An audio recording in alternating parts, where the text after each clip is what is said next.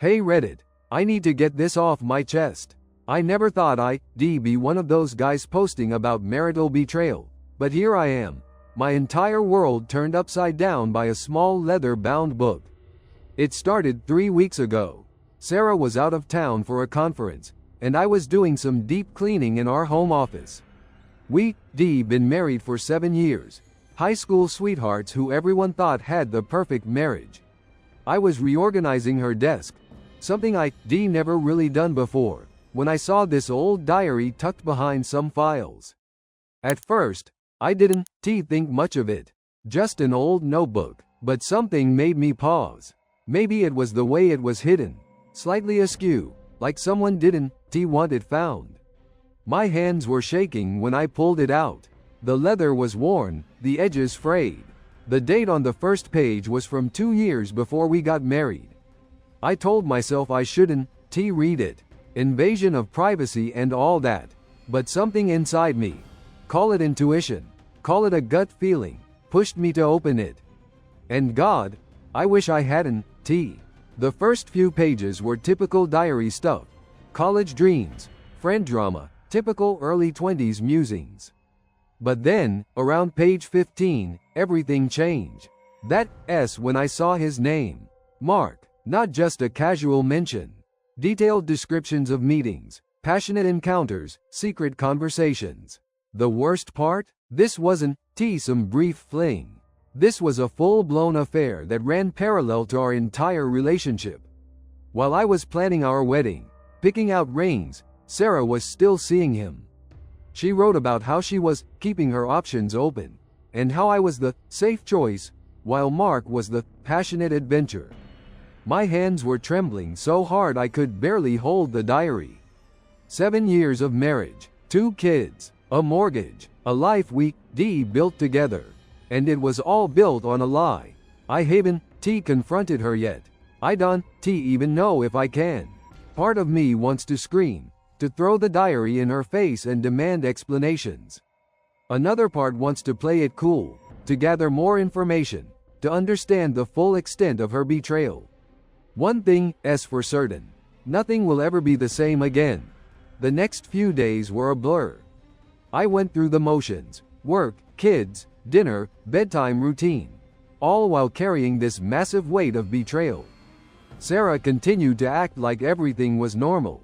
Pecks on the cheek, casual conversations about the kids, school, weekend plans. Meanwhile, her words from the diary were burning a hole in my mind. I started paying attention to everything. Her phone calls, her text messages, the way she dressed when going to work. Something had changed, but I couldn't put my finger on it. Was she still seeing Mark? Or was this just the ghost of a past affair haunting our present? One evening, while she was in the shower, I couldn't help myself. I checked her phone. Nothing incriminating in her messages. She was smart enough to have probably deleted everything. But there was something different. A new contact saved simply as M, with no last name. My hands were sweating. I knew it was wrong to invade her privacy, but after what I read in the diary, I felt like I had a right to know. I didn't recognize the number, and when I tried to Google it, it came up as a burner phone. The kind people use when they don't want to be traced. That's when I made a decision. I needed to know the truth. The next day, I took a day off work. Sarah thought I was attending a business meeting. Instead, I was going to follow her, track her movements, find out if this affair was just a painful memory or a continuing betrayal.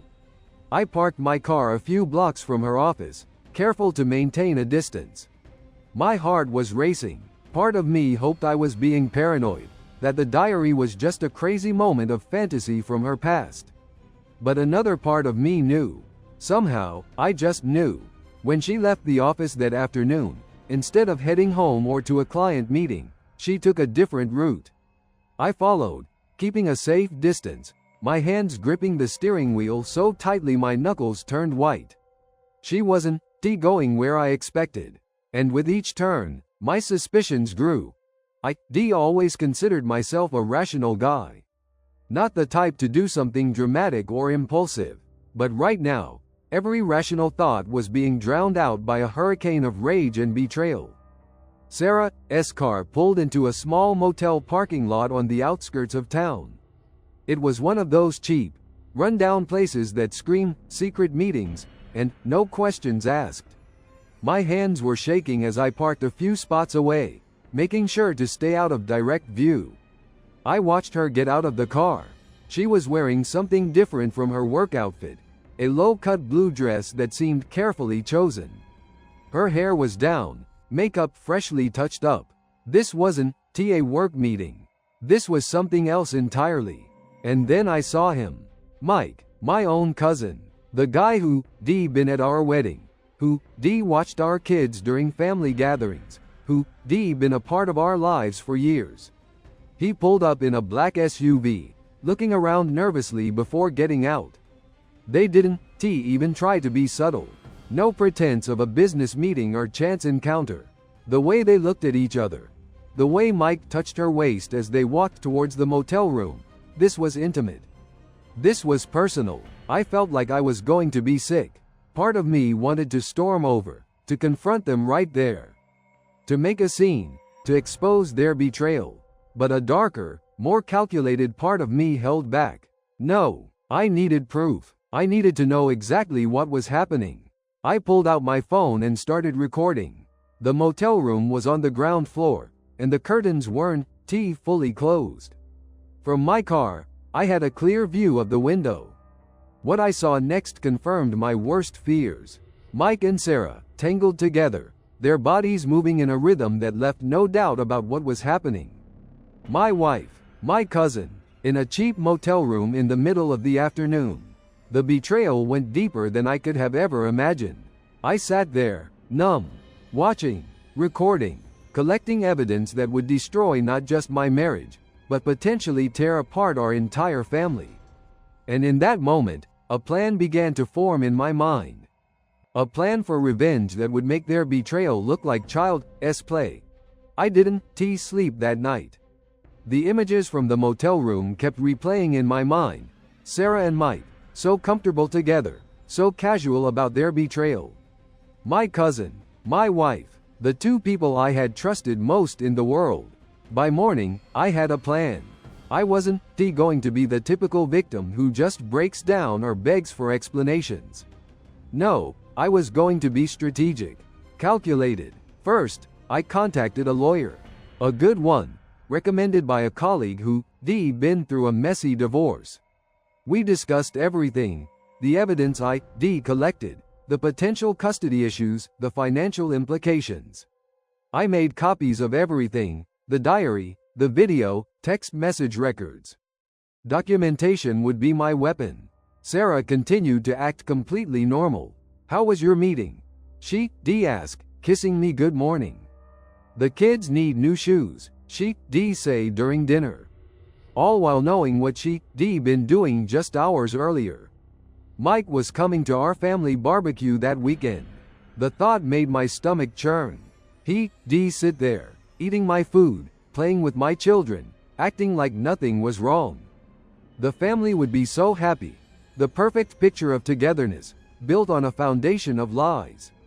I decided I would wait, not out of weakness, but out of strategy. I wanted to collect more evidence. I wanted to understand the full extent of their betrayal. I installed a small voice recorder in Sarah's car. I kept tracking her movements. Every text, every call became potential evidence. The lawyer advised me to be careful, to not do anything that could be construed as harassment. But something had changed in me. The hurt was transforming into a cold, calculated anger. This wasn't just about catching a cheating wife anymore. This was about exposing the total moral bankruptcy of two people I had loved and trusted. The family barbecue was coming, and I knew exactly how I was going to handle it. The family barbecue was a masterpiece of hidden tension. Our backyard, usually a place of laughter and connection, now felt like a battlefield carefully disguised as a celebration. I watched Mike arrive with his typical confident swagger, greeting everyone with big hugs and his trademark charm. Sarah was playing her part perfectly, the dutiful wife, the attentive mother. She was grilling burgers, chatting with my sisters, making sure the kids had enough lemonade. To anyone watching, we looked like the ideal family. If only they knew. My parents were there, my aunts and uncles, cousins from both sides. Mike kept giving me these casual glances, totally unaware that I knew everything. He'd laugh, make jokes, play with my kids. Each moment felt like a knife twisting in my gut. I had the recordings. I had the video. I had her diary. But I wanted something more. I wanted to see how far they would go, how comfortable they'd become in their betrayal. During a moment when everyone was distracted, Mike and Sarah exchanged a look. Just a split second, but it was enough. A look of intimacy, of shared secrets. My blood ran cold. My youngest daughter ran up to me, showing me a drawing she made. "Look, Daddy." Her innocence was a stark contrast to the web of lies surrounding her. I hugged her, feeling a mix of rage and protection. That's when I decided. This performance was ending soon. But not today. Not in front of the family. I would choose my moment carefully. As the day wound down and people started leaving, Mike came up to me. "Great party, bro," he said, clapping me on the shoulder. If only he knew how close he was to losing everything. "Thanks," I said, my voice perfectly neutral. Always good to have family around. The irony wasn't lost on me. The week after the barbecue was excruciating. I continued to play my role perfectly. The loving husband, the attentive father. But beneath the surface, a storm was brewing. Every interaction with Sarah felt like an elaborate dance of deception. I had gathered everything. Phone records, the video from the motel, her diary. Each piece of evidence was carefully organized, downloaded, and backed up. My lawyer had advised me to be methodical, to ensure I was protected legally and emotionally. The opportunity came on a Wednesday evening. The kids were staying at my parents' place for a sleepover, something Sarah had suggested herself, which seemed suspicious in retrospect. I waited until she came home, looking tired from her workday. "We need to talk," I said simply, my voice calm and controlled. Sarah looked up, her expression shifting almost imperceptibly. A flicker of something, fear, guilt, passed across her face before she recovered her composure. "About what?" she asked, setting down her bag. I pulled out the diary, watched her face drain of color. "This," I said. "Your diary, from before we were married, and from during our marriage." The next hour was a masterclass in manipulation. Sarah didn't deny anything at first. Instead, she tried to turn the tables. "You went through my private things?" she said, her voice rising. "How could you violate my privacy like that?" "Interesting," I replied coldly. "You more concerned about me reading an old diary than about the fact that you've been having an affair with my cousin." Her strategy shifted. First, denial. Then, deflection. It was nothing serious, she claimed. Just a mistake. Something that didn't mean anything. I had the recordings. I had the video. I had the detailed descriptions from her own handwriting. "With Mike?" I asked. "My cousin? The man who's been part of our family gatherings. Who's played with our children." She started to cry. Not genuine tears of remorse, but the kind of manipulative crying I'd come to recognize. The tears of someone caught, not someone truly sorry. "It's your fault," she suddenly said. The accusation hung in the air. "You were never home, always working." I felt alone. Mike understood me. The projection was remarkable. Years of betrayal, reduced to blaming me for her choices. I knew then that our marriage was over. But I wasn't going to make it easy for her. "We done," I said simply. "And you going to regret ever thinking you could get away with this." The next few weeks were a legal and emotional hurricane. My carefully collected evidence became the foundation of a divorce strategy that would make Sarah rue the day she ever thought she could betray me without consequences. My lawyer, Karen Thompson, was a bulldog. During our first serious strategy meeting, I laid out everything: the diary, the recordings, the motel video. Her eyes grew wider with each piece of evidence.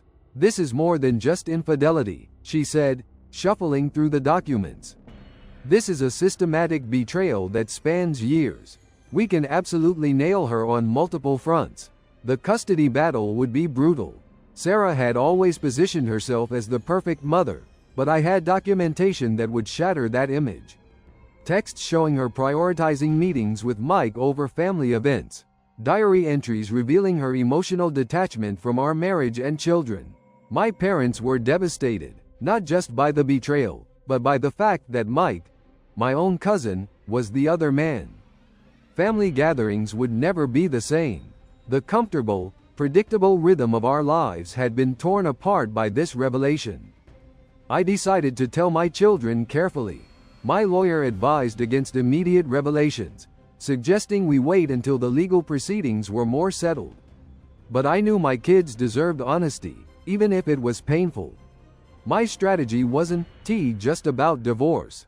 It was about exposing the truth, about showing that actions have consequences. Mike tried to reach out, first through text messages that I ignored, then through mutual family members who attempted to mediate. I shut down every avenue of communication. He would not get to control this narrative. Sarah's initial bravado began to crumble. The more evidence I presented, the more desperate her attempts to manipulate the situation became. She went from denial to anger to pathetic attempts at reconciliation. We can fix this, she'd say, as if years of calculated betrayal could be wiped away with a few tearful conversations. My recordings revealed everything. Conversations with Mike about hiding their relationship, detailed plans of how they would meet, strategic discussions about keeping their affair hidden from family and friends. The financial implications were significant. Because the affair had been ongoing during our marriage, and I had concrete proof, I was in a strong position. California's no-fault divorce laws would typically limit financial recourse, but the explicit evidence of ongoing infidelity changed the game. My lawyer prepared documentation showing how Sarah had potentially used marital funds for her affair, hotel rooms, secret phone plans, gifts for Mike. Each revelation was another nail in the coffin of her credibility. The family dynamics were the most painful part. Cousins who had grown up together, who had shared holidays and birthdays, were now forced to choose sides. Some believed me immediately, others were skeptical, wanting to hear Sarah's side. But the evidence was irrefutable. Mike's wife, who I call Jennifer, was particularly devastated. She had no idea about the ongoing affair, and the revelation destroyed her marriage as well. She contacted me, seeking copies of the evidence for her own legal proceedings. I always thought something was off, she told me during a tearful phone call. But I never had proof. Thank you for bringing the truth to light. My children would be the true victims in this scenario. No matter how carefully we managed the situation, they would be impacted. The stable two-parent home they had known was about to be permanently altered. But I was determined to protect them, to show them that integrity matters. That honesty is more important than maintaining a facade of happiness. The legal battle was just beginning, and I was prepared to see it through to the end. The divorce was finalized on a cold November morning. Unlike the dramatic courtroom scenes in movies, it was a clinical, almost sterile process. Stacks of papers, signature after signature, the systematic dismantling of a life we had built together. I got primary custody of the children. Sarah's affair, meticulously documented, had destroyed her claims of being the more stable parent. Mike was essentially exiled from the family. Our mutual relatives were disgusted by his betrayal. But winning wasn't as satisfying as I thought it would be. The first Christmas after the divorce was hard. The kids split time between our homes, a careful schedule crafted by lawyers. I watched them navigate this new reality. 2 homes, 2 different versions of family. Sarah tried multiple times to paint herself as the victim. He was never home, she'd tell people. He was always working. But the diary told a different story. Her affair predated any of my work commitments. Her betrayal was calculated, long planned. Mike's marriage collapsed completely. Jennifer divorced him, taking everything she could. He lost his job when details of the affair became public. Turns out his workplace had strict policies about professional conduct. Our children were resilient. Kids are incredible that way.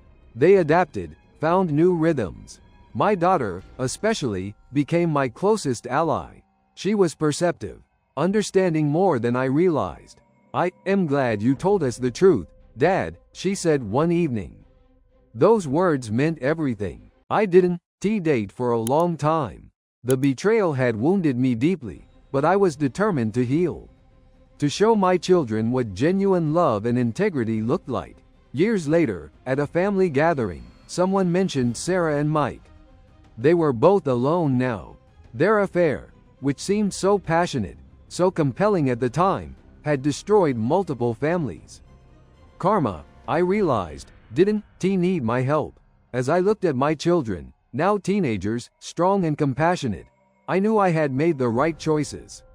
Not out of revenge, but out of self-respect. The diary that started it all? I kept it, not as a weapon, but as a reminder. A testament to the importance of truth, of honesty, of staying true to oneself. Some stories don't have happy endings, but they can have honest ones. And sometimes, that's enough.